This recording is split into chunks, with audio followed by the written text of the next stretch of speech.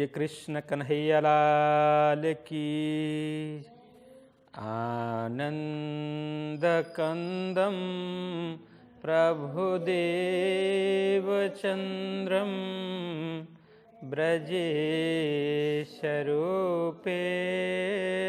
पुरापि जातं प्रविश्य प्राप्तं प्रियप्राणनाथं परेशपूर्णं सततं नमामि।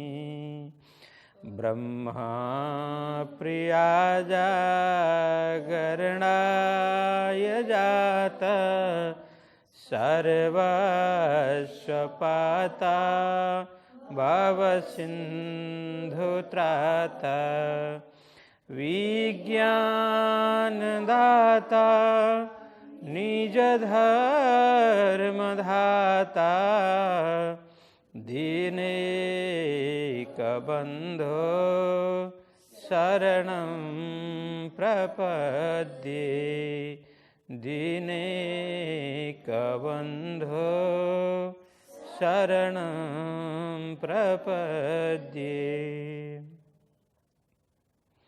बोलिए कृष्ण कन्हैया लाल की। श्री सद्गुरु महाराज की। श्री प्राणनाथ प्यारे की। श्री पाँच नवतनपुरी धाम की। श्री लालदास महाराज की। जगद्गुरु आचार्य श्री 108 कृष्णवाणी जी महाराज की। परमहंस बाबा जी लक्ष्मीदास महाराज की। श्री कृष्ण प्रणामी धर्म की। समस्त सुंदर साथ की प्रणाम।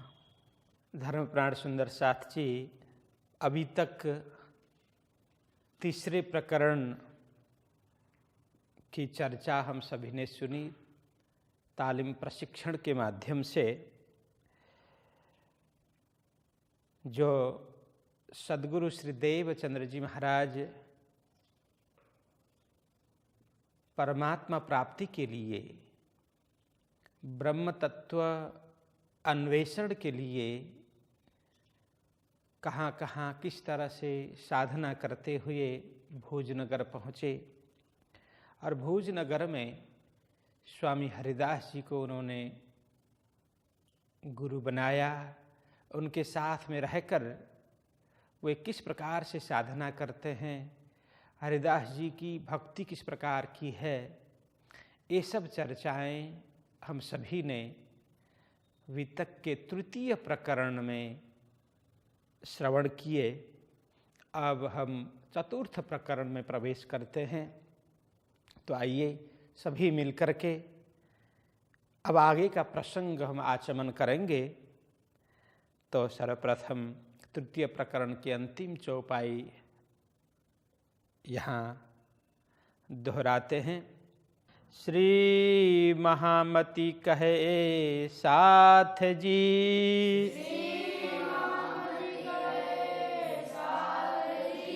यह वितक भूज नगर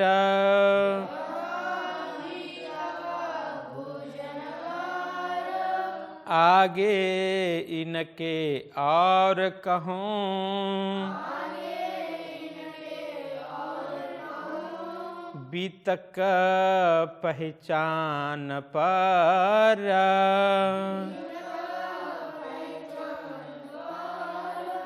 वितक पहचान पर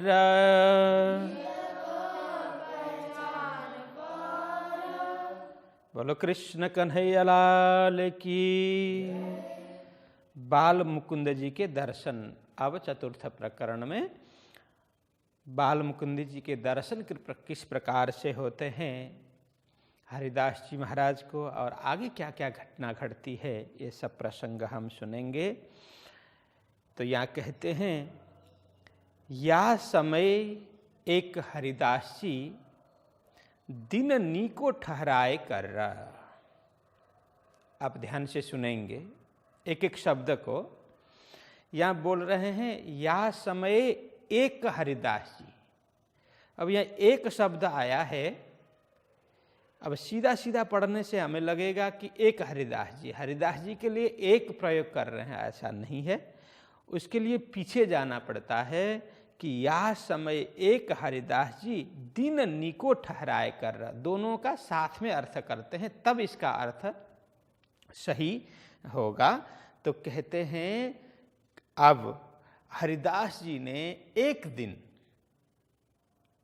इसके लिए यहाँ कहा एक दिन जो नीको ठहराए, दिन नीको ठहराए कर। नीको मतलब शुभ, अच्छा दिन मुहूर्त देख करके उन्होंने सुनिश्चित किया कि देवचंद्र जी को मैं बाल मुकुंद जी की मूर्ति उनके घर में पधरा करके सेवा करने के लिए प्रदान करूँगा। तो यहाँ क्या हुआ, या समय एक हरिदास जी दिन नीको ठहराए कर। उस समय हरिदास जी ने किसी एक दिन सुनिश्चित कर दिया, किसी एक शुभ दिन देख करके उन्होंने सुनिश्चित कर दिया देवचंद्र जी महाराज को बाल मुकुंद देने के लिए। कहा बाल मुकुंद जी पधराओ तुम सेवो अपने घर। देवचंद्र जी महाराज को कहा कि इस दिन मैं आपको बाल मुकुंद जी, भगवान बाल मुकुंद जी की मूर्ति में प्रदान करने वाला हूँ। वो मूर्ति आप ले जा करके अपने घर में सेवा कर लेना। कि क्यों ऐसा बोला कि हरिदास जी ने कई बार रोका देवचंद्र जी महाराज को कि आप इस तरह से रात के समय में यहाँ पर आकर के सेवा न करें, प्रदक्षिणा न करें, ये सेवा मैं सहन नहीं कर पाऊँगा। आप अपने घर में जितना करना हो कर लो, लेकिन इस तरह से पूरे दिन और रात में भी आकर के यहाँ सेवा करना यह योग्य बात नहीं है। इसलिए उनकी भक्ति देख करके, उनका समर्पण देख करके, परमात्मा के प्रति उनका भाव देख करके हरिदास जी महाराज श्री देवचंद्र जी महाराज को अब बाल मुकुंद जी की मूर्ति देने के लिए संकल्प करते हैं।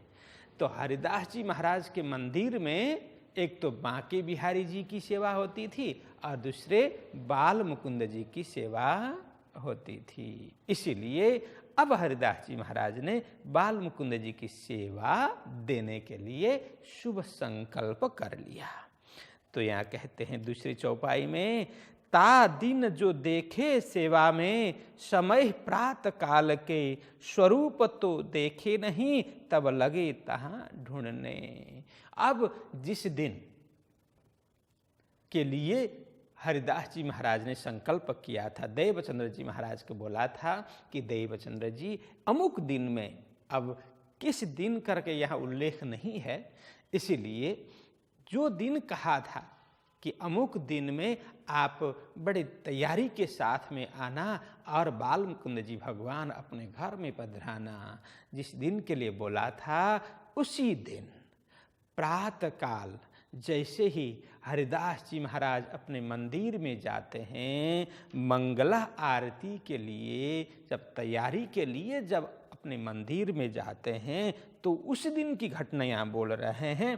ता दिन जो देखे सेवा में, अब सेवा करने के लिए जैसे ही मंदिर में प्रवेश किया, समय प्रातःकाल के, प्रातःकालीन बेला में मंगला आरती करने के लिए जैसे ही मंदिर में गए, स्वरूप तो देखे नहीं। वहाँ पर बाल मुकुंद भगवान की मूर्ति, या स्वरूप मतलब वो मूर्ति, बाल मुकुंद भगवान की मूर्ति हरिदास जी महाराज को दिखी नहीं। तो जिस स्थान पर मूर्ति थी, जिस स्थान पर वे विराजमान होते थे बाल मुकुंद भगवान, वहाँ पर बिल्कुल हरिदास जी महाराज को मूर्ति दिखी नहीं। तब लगे तहाँ ढूंढने। अब हरिदास जी महाराज वहाँ पर ढूंढने लगे, इधर उधर खोजने लगे। स्वरूप कहूँ न पावही, भय हरिदास जी दिलगिरा, सिंहासन सेज्या पर पावे नहीं क्यों कर रहा। अब वह स्वरूप, वह मूर्ति अब हरिदास जी महाराज किसी भी तरह से उनको मिलती नहीं है। भय हरिदास जी दिलगीरा, इधर ढूंढते हैं उधर ढूंढते हैं, मूर्ति कहीं दिखती नहीं है, इसलिए दिलगीर मतलब दुखी।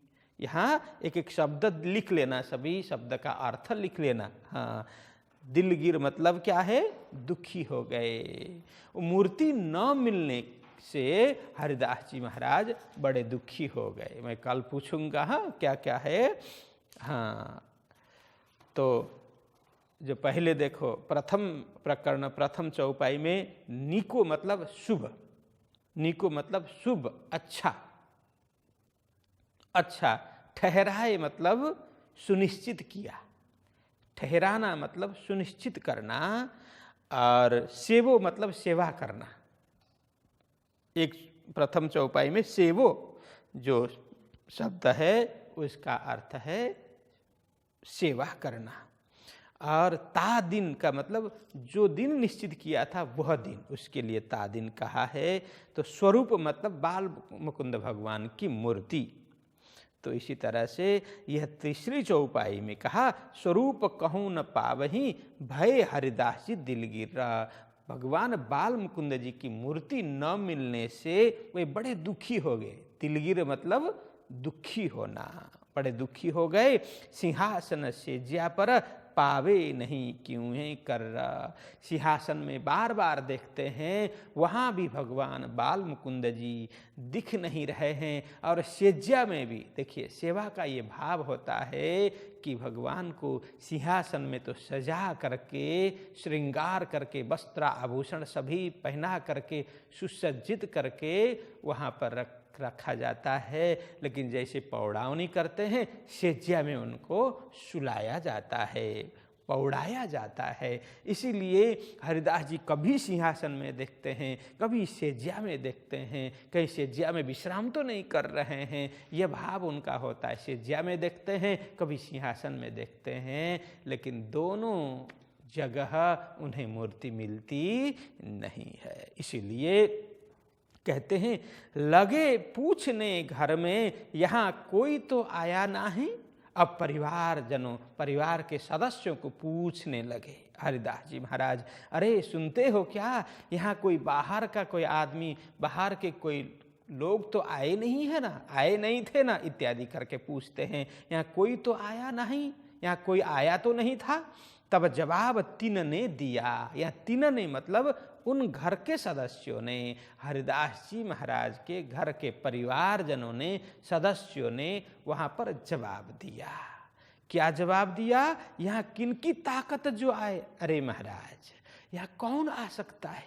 दिन में भी आने के लिए विचार करते हैं, क्योंकि सभी जगह बाउंड्री है और वहाँ दरवाज़ा भी बंद होता है। अभी तो प्रातःकालीन बेला, रात के समय में दरवाज़ा भी सब, किवाड़ भी सब बंद थे, तो यहाँ पर कौन आ सकता है? इसलिए कोई आया हो ऐसा तो हमें लगता नहीं है। इसीलिए यहाँ किन की ताकत जो आए, यहाँ बोलते हैं कौन आ सकता, किसकी शक्ति है, किसका हिम्मत है यहाँ आने के लिए करके परिवार के सदस्य जन जवाब दे देते हैं।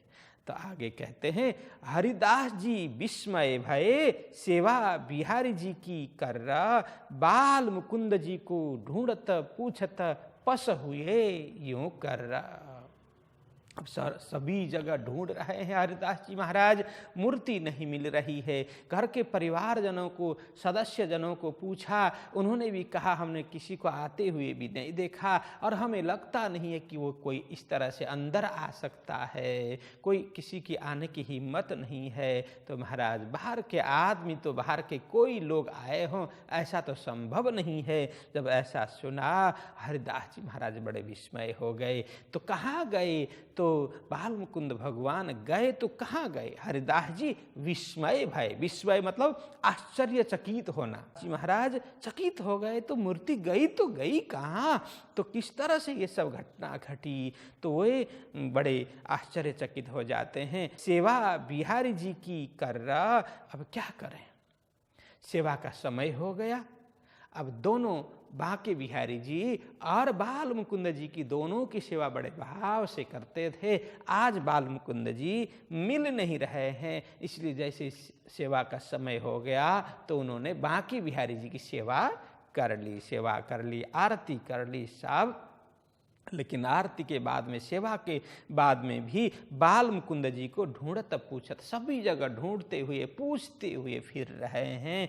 पस हुए यूं कर, पस मतलब हैरान, परेशान, पस का मतलब हैरान होना, परेशान होना। इस तरह से हैरान परेशान हो गए हरिदास जी महाराज।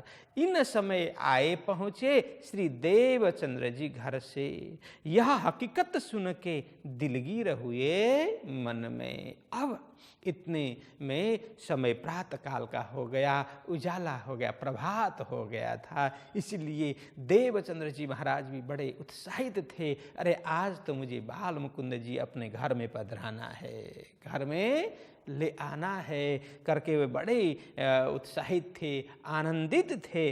तो वे भी पूरी तैयारी के साथ में हरिदास जी महाराज के घर में आ जाते हैं। तो हरिदास जी महाराज के घर में पहुंचते हैं। इन समय आए पहुंचे, इसी वक्त उसी समय हरिदास जी महाराज के घर में श्री देवचंद्र जी घर से, अपने घर से हरिदास जी महाराज के घर में पहुंचे। यह हकीकत सुन के, अब जैसे ही ये घटना श्री देवचंद्र जी महाराज को सुनाई, किन्होंने, हरिदास जी महाराज ने यह घटना सुनी, यह हकीकत सुन के, ऐसी घटना जो बाल मुकुंद जी के अंतर्धान होने की घटना सुन के दिलगिर हुए मन में देवचंद्र जी महाराज भी बड़े दुखी हो गए।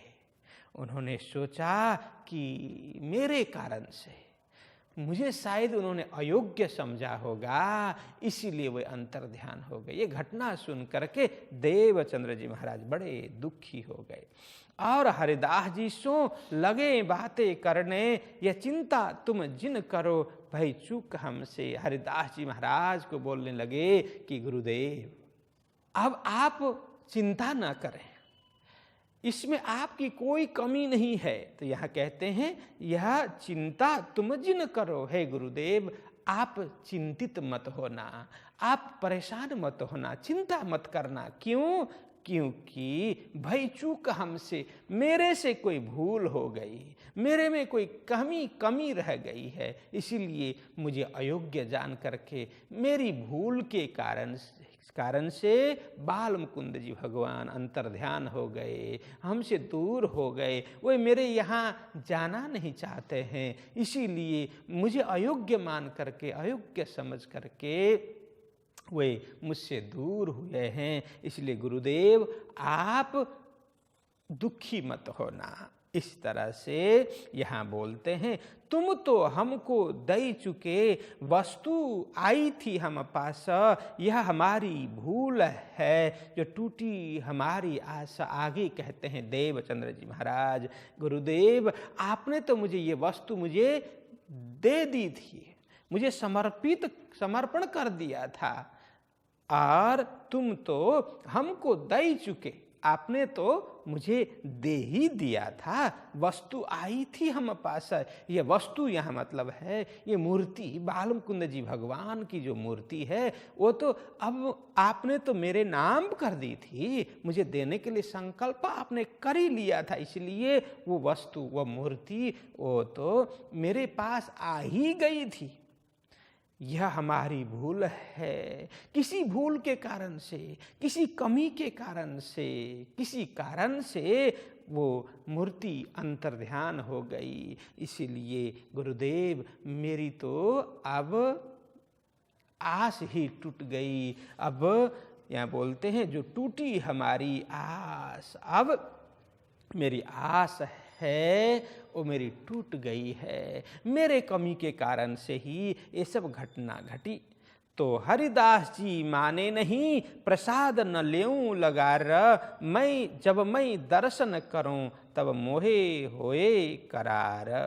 तो यहाँ कहते हैं हरिदास जी माने नहीं। तब देवचंद्र जी महाराज ने कहा ये मेरे भूल के कारण से ये घटना घटी, तब हरिदास जी महाराज बोलते नहीं, बिल्कुल नहीं। वो मेरे कारण से, मेरी भूल के कारण से, मेरी सेवा में कुछ त्रुटि रह गई है, मेरी सेवा में कुछ कमियां रह गई होगी, इसीलिए तो कहते हैं हरिदास जी माने नहीं प्रसाद न लेऊं लगार। देवचंद्र जी ये मेरे भूल के कारण से है, आपकी भूल के कारण से नहीं है। इसलिए मैं संकल्प करता हूँ जब तक बाल मुकुंद जी भगवान मुझे दर्शन नहीं देते, जब तक बाल मुकुंद जी भगवान को मैं सिंहासन में मैं दर्शन नहीं करूं, तब तक प्रसाद न लेऊं लगार। लगार मतलब थोड़ा भी, इतना सा भी, रंचक मात्र भी, थोड़ा सा भी मैं प्रसाद लेने वाला नहीं हूं। मैंने संकल्प कर लिया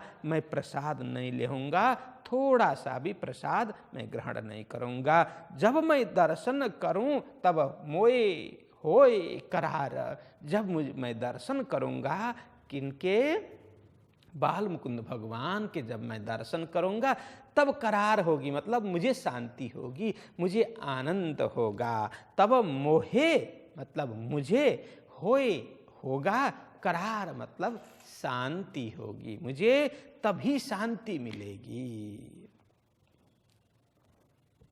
तो इस तरह से वहां पर हरिदास जी महाराज संकल्प करते हैं। तो आगे कहते हैं बिहारी जी को आरोगाए दो बाल भोग राजभोग, आरोगने बाल गोपाल को कर दियो संजोगा। तो यहाँ क्या कहते हैं, अब समय होने पर बांके बिहारी जी को भोग लगाते हैं। बिहारी जी को आरोगाए मतलब भोग लगा करके, दोनों भोग, ये सब बातचीत करते करते, चर्चा करते करते ये तो समय हो गया था।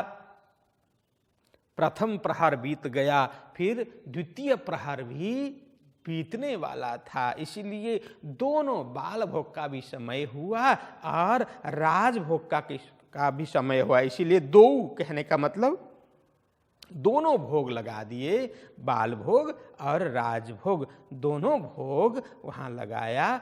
और आरोगने बाल गोपाल को, वहाँ बाल गोपाल मतलब उनके बच्चे वगैरह, उनके जो पुत्र पुत्रियाँ जो जितने थे, उनको अब प्रसाद आरोगने के लिए कर दियो संजोग, उनकी व्यवस्था कर दी।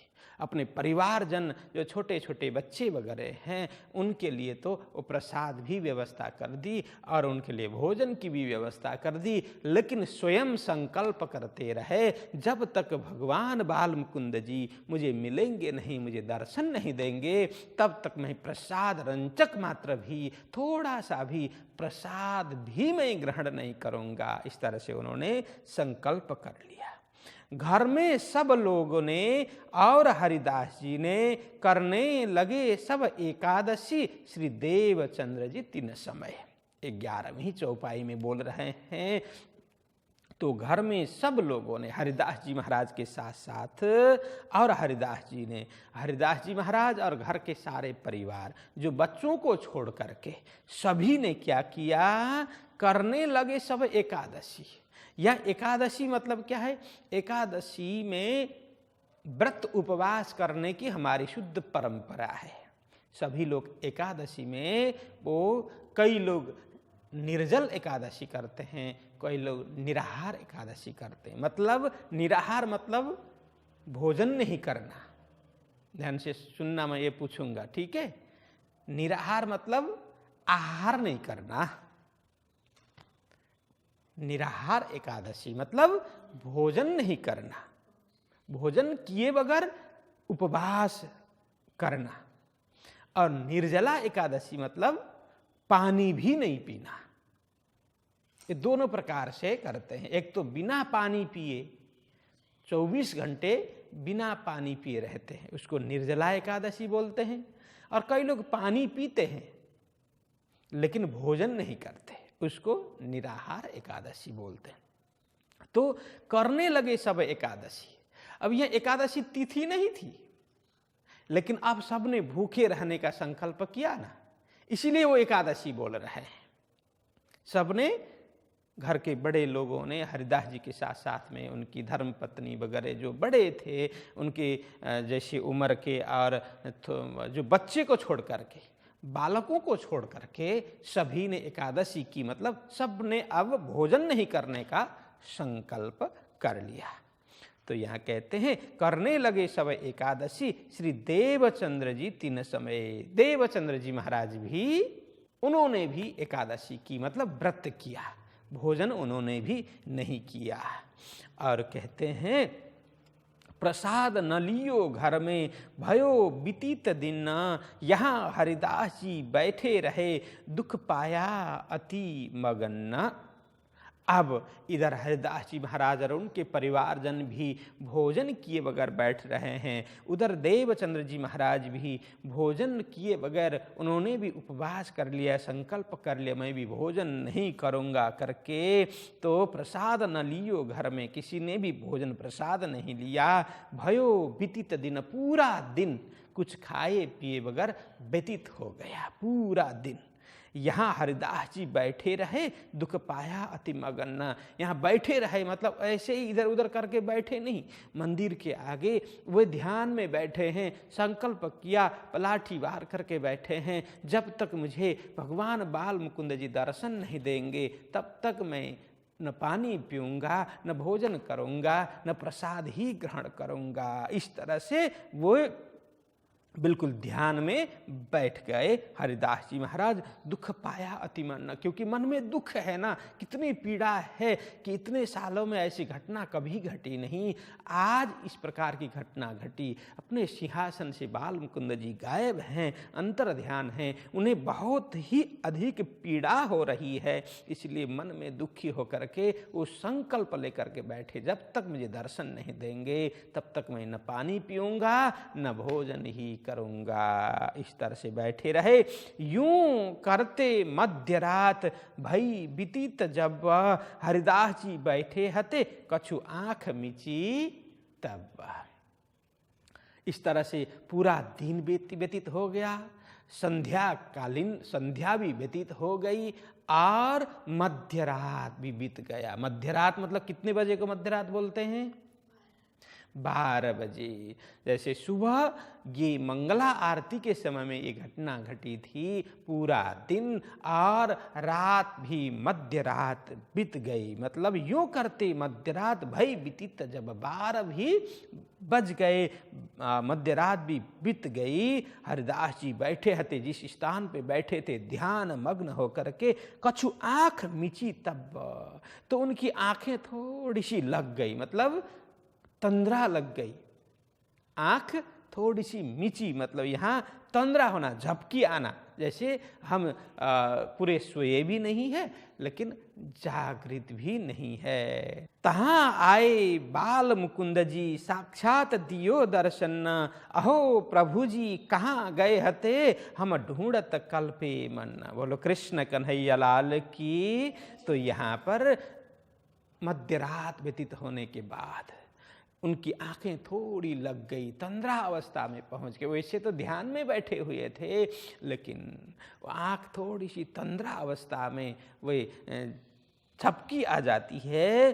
तो उस समय में उनको क्या दिखा कि तहाँ आए बाल मुकुंद जी, भगवान बाल मुकुंद जी वहाँ प्रकट हो गए। साक्षात दियो दर्शन, साक्षात रूप से भगवान बाल मुकुंद जी दर्शन देते हैं। अहो प्रभु जी कहाँ गए हते, जैसे ही उन्होंने दर्शन दिया, सिंहासन में दर्शन किए, तभी हरिदास जी महाराज के मुख से ये शब्द निकले, अहो प्रभु जी कहाँ गए हते, आप कहाँ गए थे, हमें छोड़ करके अभी तक दर्शन नहीं दिए, हम तो बिलख बिलख करके रो रो करके बैठे हुए थे। अहो प्रभु जी कहाँ गए हते, हम ढूंढत कल्पे मन्ना, हम तो सुबह से ढूंढ रहे हैं, परेशान हो रहे हैं।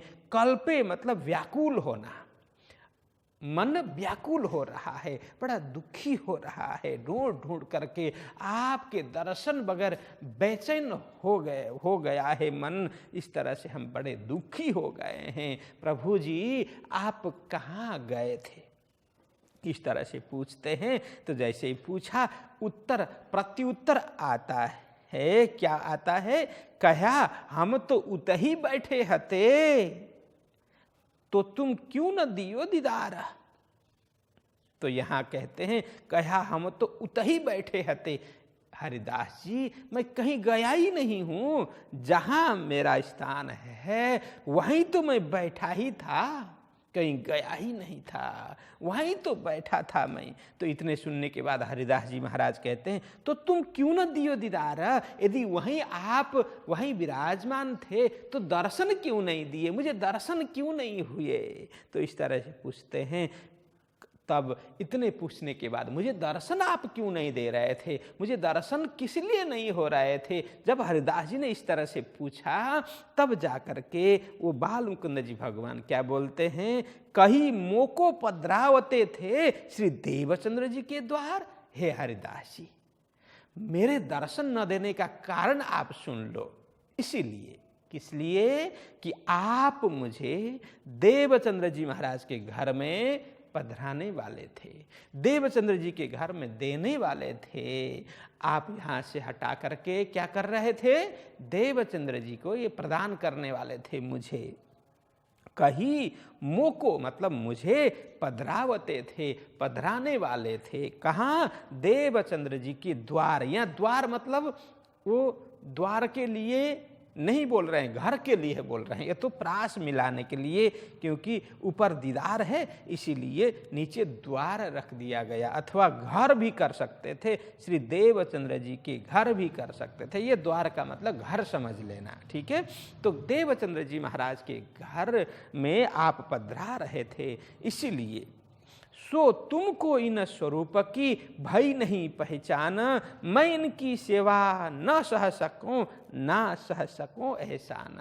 है हरिदास जी आप मुझे देवचंद्र जी महाराज के हाथ में सौंप रहे थे, उनके द्वारा सेवा करवा रहे थे। अब मेरी बात ध्यान से सुनो कि सो तुमको इन स्वरूप की, तुमको इन स्वरूप की मतलब देवचंद्र जी महाराज के स्वरूप की आपको पहचान नहीं है।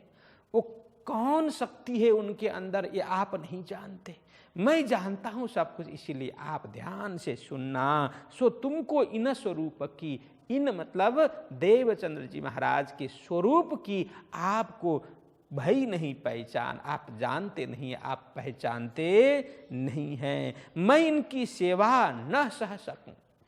हरिदास जी देवचंद्र जी महाराज के द्वारा मैं सेवा सहन नहीं कर पाऊंगा। वे सेवा करते हैं इतने निष्ठा से, इतने भाव से, पतिव्रता भाव से, अपने स्वामी मान करके।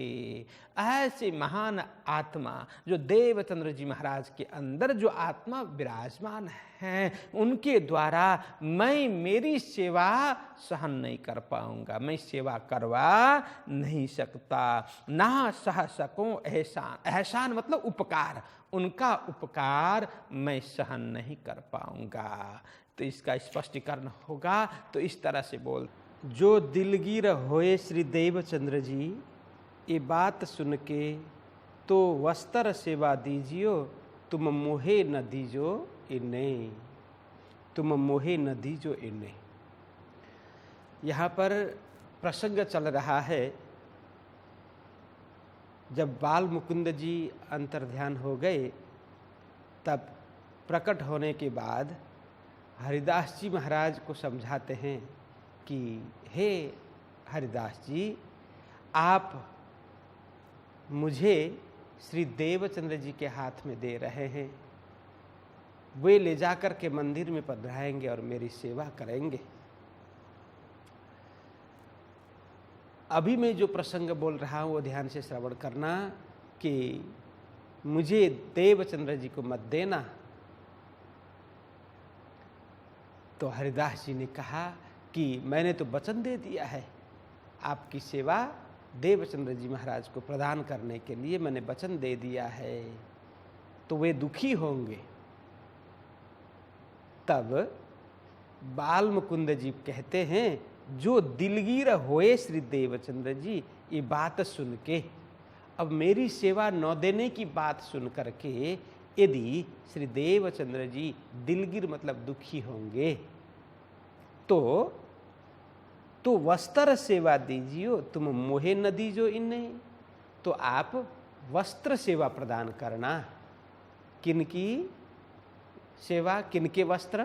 बांके बिहारी जी के वस्त्र की सेवा उनको दे देना। तुम मोहे न दीजो इन्हें, इन्हें मतलब श्री देवचंद्र जी के हाथ में मेरी सेवा मत देना। इस तरह से बाल मुकुंद जी ने समझाया हरिदास जी महाराज को। अब यहाँ समझने की बात यह है कि उन्होंने ऐसा क्यों कहा कि उससे पहले चौपाई में प्रसंग आया था ना कि मैं इनकी सेवा सह न सकूं, ना सह सकूं ऐसा न। मैं श्री देवचंद्र जी महाराज के द्वारा मेरी सेवा हो ये योग्य नहीं है। मैं उनके द्वारा हुई सेवा सहन नहीं कर पाऊंगा। सहन नहीं कर पाने का मतलब वो मैं उस योग्य नहीं हूं कि देवचंद्र जी महाराज मेरी सेवा करें, ये भाव है। मतलब देवचंद्र जी महाराज मेरे से भी श्रेष्ठ हैं, तो मैं उनकी सेवा कैसे सहन कर पाऊंगा। तो इस तरह से 16 उपाय में प्रसंग आया था। अब यहाँ हमें समझना चाहिए कि बाल मुकुंद जी ऐसा क्यों बोल रहे हैं कि देवचंद्र जी जो मेरी सेवा करेंगे तो वो योग्य नहीं है, मैं सेवा सहन नहीं कर पाऊंगा। ये क्यों कह रहे हैं और ये क्यों कहा कि उनको बांके बिहारी जी के वस्त्र देना, ऐसा क्यों कहा? तो ये बहुत रहस्य की बात है। तो यह ज्ञानी जनों का कहना है कि वस्त्र सेवा बांके बिहारी जी की है। और बाल मुकुंद जी कौन है? तो यह कहते हैं बाल मुकुंद अक्षर ब्रह्म के स्वरूप है। कहा जाता है अक्षर ब्रह्म बाल स्वरूप है ना। अक्षर ब्रह्म हमेशा बाल सुलभ लीला क्रीड़ा करते हैं, बाल लीला की तरह वो लीला करते हैं। तो जो बाल मुकुंद जी भगवान बाल कृष्ण, उनके अंदर भी अक्षर प्राधान्य शक्ति है, अक्षर की प्रधानता है। हमें ख्याल होगा जब सखियों ने खेल देखने की मांग की, आदि अनादि फल कयो सोहे, तो आदि खेल और अनादि खेल। देखिए यहाँ आदि कहने का मतलब है नाशवान, अनादि कहने का मतलब है अविनाशी। तो द्वितीय प्रकरण में ये सारा प्रसंग आया था कि दो प्रकार के खेल हुए, आदि खेल और अनादि खेल। तो आदि खेल किसने देखा? कहते सखियों ने देखा।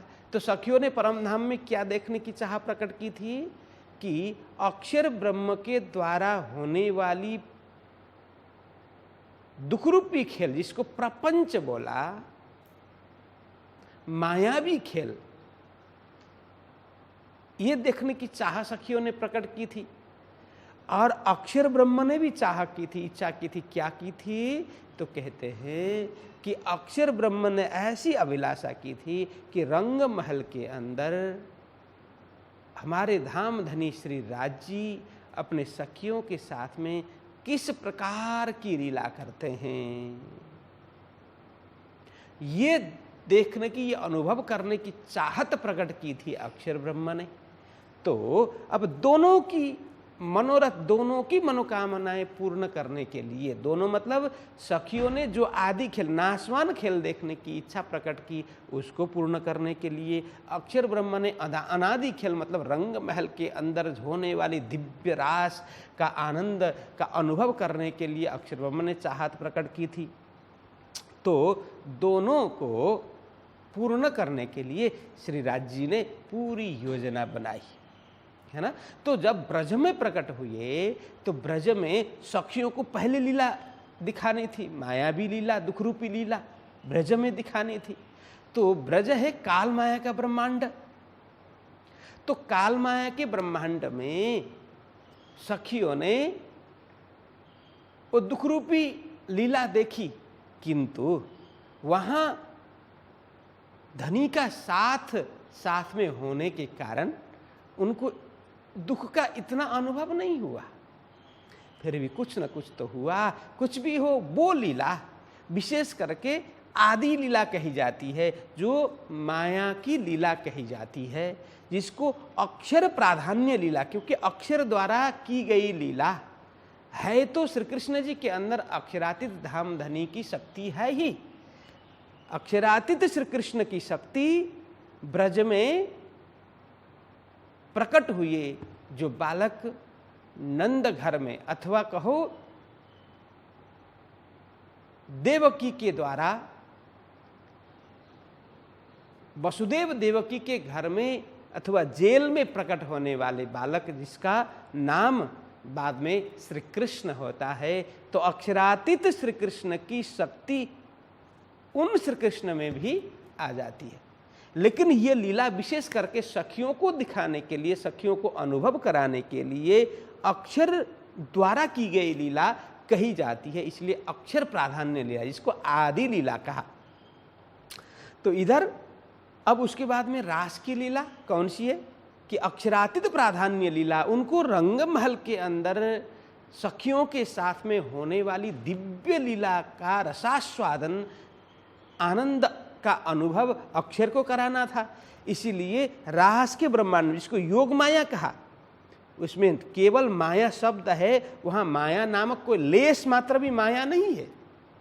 इसीलिए ब्रज की लीला से श्रेष्ठ है रास की लीला, इसको अक्षरातीत की शक्ति की आधिक्यता है। इसीलिए ब्रज से रास का महत्व अधिक बताया गया। तो यह कहने का क्या मतलब है कि ब्रज लीला आदि लीला है, रास लीला अनादि लीला है। तो ब्रज लीला और रास लीला दोनों अखंड हो गए। हमें ख्याल होगा अक्षर ब्रह्म के 4 अंतस्करण हैं, जिसको चतुष्पाद विभूति कहा है। सत्स्वरूप, केवल, सबलिक और अव्याकृत।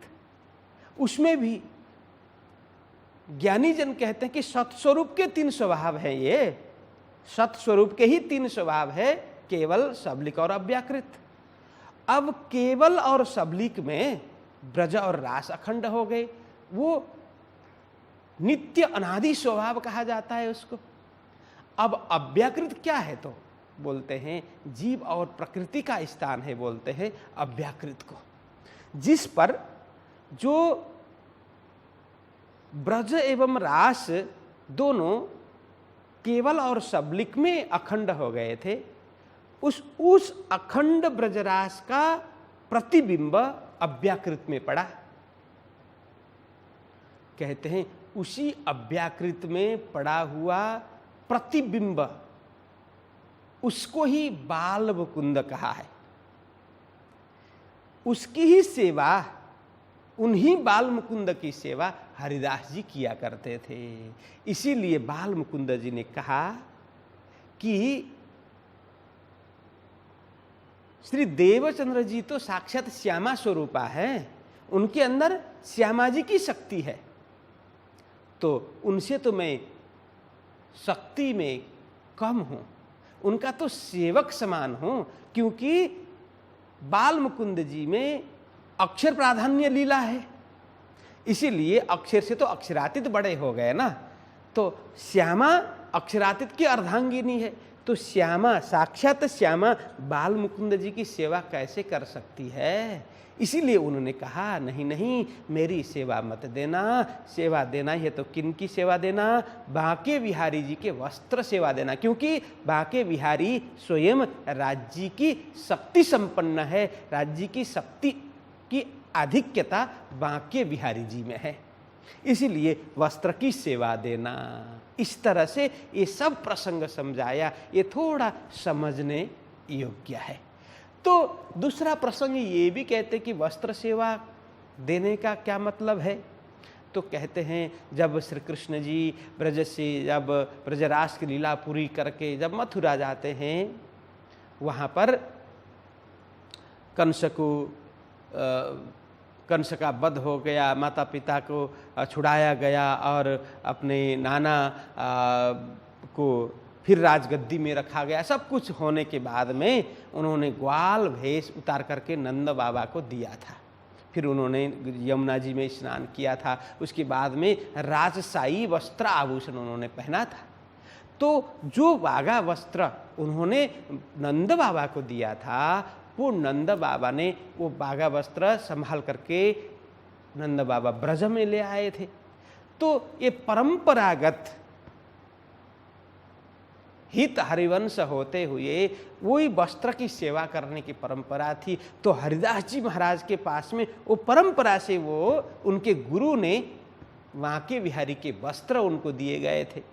तो वही वस्त्र श्री देवचंद्र जी महाराज को सेवा के लिए दिया, ऐसा भी लोगों का कहना है। लेकिन जो भी हो, लेकिन मूलतः यही है कि देखिए ब्रजभूषण जी महाराज यहाँ कहते हैं कि केवल सबलिक नित्य अनादि करी अचल दो लीला आदि, दो लीला के सोहे बिंब अव्याकृत में सो प्रतिबिंब। जो पहले मैंने बताया वही ये चौपाई का अर्थ वही है कि केवल और सबलिक है, वो नित्य अनादि स्वभाव है। ठीक है, तो करी अचल दो लीला आदि, ब्रज और रास लीला दोनों केवल और सबलिक में अब अखंड हो गए, और उन दोनों का प्रतिबिंब पड़ा दो लीला के सोए बिंब, जो उसका जो प्रतिबिंब पड़ा अव्याकृत में। तो वही उसी अव्याकृत का उसी प्रतिबिंब लीला में जो ब्रज का बालकृष्ण का स्वरूप है वही बाल मुकुंद जाना जाता है। इसीलिए बाल मुकुंद जी ने कहा कि मैं तो प्रतिबिंब स्वरूप हूँ, मूल नहीं हूँ। इसीलिए श्री देवचंद्र जी को बागा वस्त्र की सेवा दे देना, बाकी बिहारी जी की सेवा मेरी सेवा मत देना। इस तरह से यह स्पष्टीकरण किया गया है। अब प्रभु जी तुम कहाँ हो, कहीं मैं बैठा वही ठौर, यूं करते आंखें खुल गई, भड़क उठे यूं कर रहा। तो कहते हैं इतनी वार्तालाप हो गई, उन्होंने कहा मेरी मूर्ति मत देना, वागा वस्त्र देना, ये सब चर्चा हो गई। और उसके बाद में हरिदास जी महाराज पूछते हैं अब प्रभु जी तुम कहाँ हो? ठीक है, आपकी सारी आज्ञा मैं शिरोधार्य कर लूँगा, लेकिन मुझे बताइए ना आप कहाँ पर हैं। उन्हें तंद्रा अवस्था में दर्शन हो रहे हैं और बातचीत भी कर रहे हैं, और पूरी खुली आंख नहीं है, न तो पूरे सोए हैं, तंद्रा अवस्था में ध्यान में बैठे हैं, तंद्रा अवस्था हुई है। उस समय वो बातचीत करते हैं कि अंदर वो दर्शन करके बातचीत कर रहे हैं। फिर पूरी वार्तालाप होने के बाद, पूरी बातचीत होने के बाद कहते हैं अब प्रभु जी तुम कहाँ हो? हे प्रभु जी आप कहाँ विराजे हो, आप कहाँ हैं, ये तो मुझे बताइए। इतने कहने के बाद कहते हैं कहीं मैं बैठा वही ठहरा। अरे हरिदास जी मैं कहाँ हूँ, वहीं तो हूँ। प्रतिदिन आप जहाँ दर्शन करते हैं, प्रतिदिन मैं जहाँ रहता हूँ, जहाँ विराजता हूँ, वहीं तो मैं विराजमान अभी हो रहा हूँ, कहीं दूसरी जगह गया ही नहीं हूँ। कहते हैं कहीं मैं बैठा वही ठहर, उसी ठौर उसी सिंहासन पर मैं बैठा हुआ हूँ। यूं करते आंख खुल गए। जब इतने उन्होंने कहा मैं वहीं बैठा हूँ, तो हरिदास जी महाराज की आंखें तुरंत खुल गई। यूं करते आंखें खुल गई, उनकी आंखें अब खुल गई। जैसे ही खुली भड़क उठे यूं कर रहा, मतलब चौंक उठे। अरे क्या हो रहा है, मैं ध्यान में दर्शन कर रहा हूँ, साक्षात दर्शन कर रहा हूँ, क्या हुआ? जैसे हम भी स्वप्न किसी स्वप्न देखते देखते हम ऐसे फट से जाग जाते हैं ना, भड़क उठते, चौंक करके हम उठते हैं ना, जग जाते हैं। उसी तरह से हरिदास जी महाराज भी चौंक करके उठते हैं। और जो अंदर जाए के देखे, वो मंदिर के बाहर वैसे ध्यान में बैठे थे, तो तुरंत यह घटना जैसे ही देखी, जैसे ही वार्तालाप, ये दर्शन जैसे हुए उन्हें, तो तुरंत उठ करके अंदर जा करके सिंहासन में देखते हैं। जो अंदर जाए के देख ही तो बाल मुकुंद जी बैठे सिंहासन।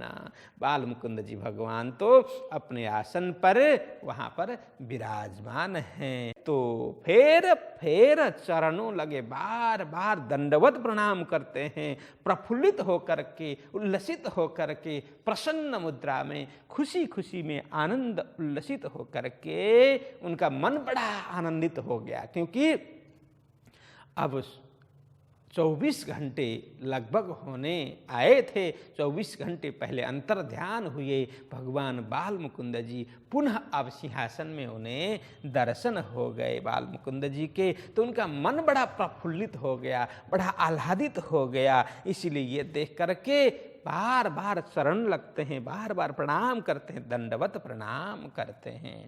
हरिदास जी घर से चले, देऊं खबर श्री देवचंद्र जी को, भई खुशहाली दीदार की, मिले सामे बाजार में। बड़े आनंदित हो गए, प्रफुल्लित हो गए। इसलिए अब ये खुशी की घटना, ये खुशी की बात है, मैं किसको सुनाऊं? तो उन्हें लगा मैं सबसे पहले तो देवचंद्र जी को ही ये पूरी घटना सुनाऊंगा, क्योंकि बाल मुकुंद भगवान ने श्री देवचंद्र जी महाराज के स्वरूप के विषय में भी पूरी चर्चा कर ली थी, पूरा वृत्तांत बता दिया था, स्वरूप परिचय करवा दिया था। इसलिए देवचंद्र जी महाराज के प्रति और अगाध आस्था हरिदास जी महाराज को हो गई, और प्रेम जगा, और ज़्यादा स्नेह जगा। तो जल्दी जल्दी वो अपने घर से देवचंद्र जी महाराज के घर के तरफ जाने के लिए दौड़ पड़े। वहाँ से निकलते हैं, कहते हैं हरिदास जी घर से चले, देऊं खबर देवचंद्र जी को, भाई खुशहाली दीदार की, मिले सामे बाजार मो। जो दर्शन करते करते, दीदार मतलब दर्शन करके मन बड़ा प्रफुल्लित हुआ था। इसीलिए देवचंद्र जी महाराज को यह घटना, यह समाचार सुनाने के लिए वो जैसे ही निकले थे, उधर से भी देवचंद्र जी महाराज, चलो क्या कुछ हुआ, वे भी अपने घर में थे, तो उन्होंने सोचा अब प्रातःकाल होने वाला है, इसलिए मैं भी चलता हूँ गुरुदेव के मंदिर में, क्या कुछ घटना घटी। अब बाल मुकुंद जी भगवान पुनः प्रकट हुए कि नहीं, एक बार जाकर के मैं समाचार ले लूं करके देवचंद्र जी महाराज अपने घर से आ रहे थे हरिदास जी महाराज के घर की ओर। इधर हरिदास जी महाराज जी भी देवचंद्र जी महाराज को यह शुभ समाचार सुनाने के लिए निकले थे। दोनों बाजार में, किसी चौक में, बाजार में मिलते हैं। मिले सामे बाजार में, किसी बाजार में दोनों मिलते हैं। दोनों मतलब कौन? हरिदास जी महाराज और श्री देवचंद्र जी महाराज। आगे का प्रसंग हम कल लेंगे। आज के लिए इतना ही, हम चौपाई दोहराएंगे। हरिदास जी घर से चले, देऊं खबर श्री देवचंद्र जी को,